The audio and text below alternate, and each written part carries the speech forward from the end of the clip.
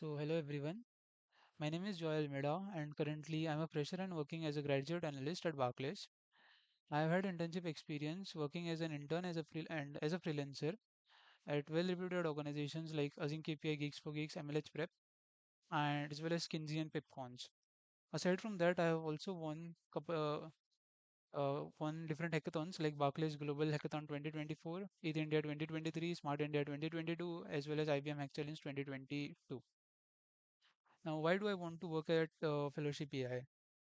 So I'm eager to participate in this fellowship program or boot camp because of my deep passion for artificial intelligence and its transformative potential. The, fe- uh, the fellowship AI program aligns perfectly with my career goals and aspirations. The program emphasis on mentorships as well as hands-on experience will provide me with invaluable insights and skills that I believe are crucial for advancing in my career with AI. In addition to my technical skills, I bring strong communication to ethical AI development and keen interest in ensuring that AI technologies benefit society as a whole. Overall, I am eager to be a part of this fellowship AI to immerse myself in dynamic learning environment and gain exposure to state-of-art AI research, as well as actively contribute to the advancements in this rapidly evolving field. So that's it about me. Now let's have a look at my code submission. So I've developed my code in Google Colab. So and yeah, my the challenge that I took was NLP challenge, which said to perform sentiment analysis of IMDb dataset having 50,000 movie reviews. So first I'm mounting my drive. After that, I'm installing some of my required libraries, declaring some constants that I'll be using further down the code, and importing some libraries that I'll be again using further down the code. So firstly, I'm reading the data and overall I'm checking if the data like checking the data if how much unique value it has, the count of the unique values, as well as the shape of the data, if it has some negative null values or not.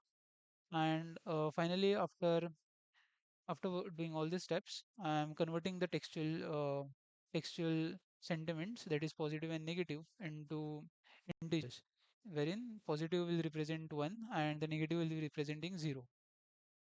So after converting the sentiments from textual to numerical format, this is how the data will look like. Now the next step I'm doing is checking if my dataset is balanced.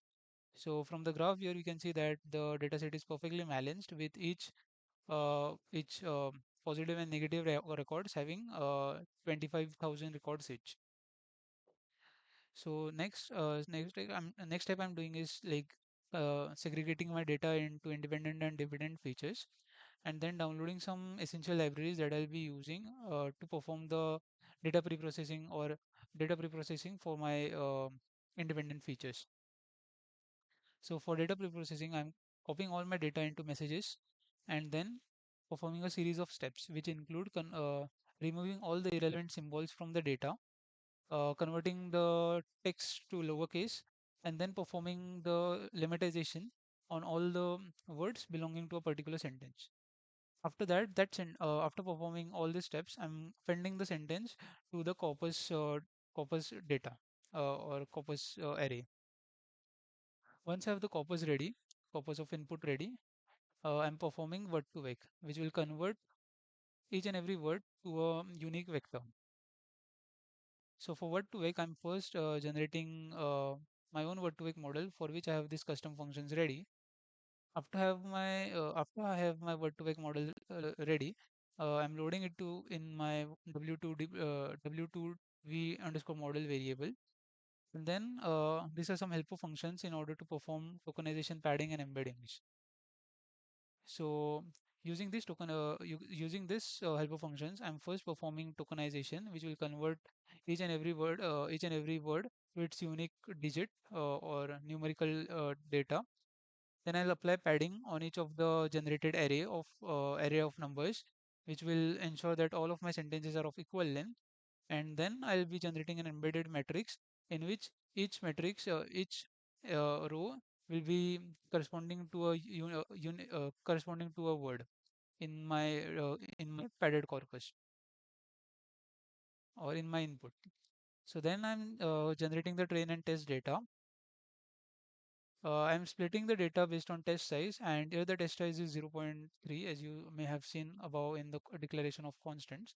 The next step is training the model, for which I have some custom helper functions ready, which I'll be using to train the models. The first model, and yeah, the models that I'm using are RNN LSTM and bidirectional RNN LSTM, as I believe the applications of this model um, are are very well aligned with the requirements of the problem statement.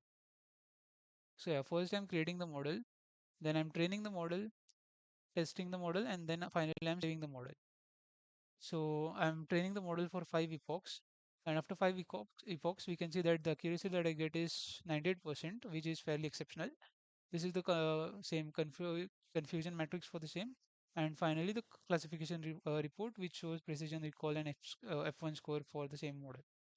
Similarly, I'm doing for bidirectional LSTM, wherein I get the accuracy of 98.25%, which is slightly greater than the previous RNN LSTM, and the same confusion matrix and the classification report. Finally, I'm comparing the accuracy of both the models, and as you can see or maybe notice that the accuracy is very close to each other. So this is about the code. This is about my submission problem statement of performing sentiment analysis on IMDb's dataset. Thank you.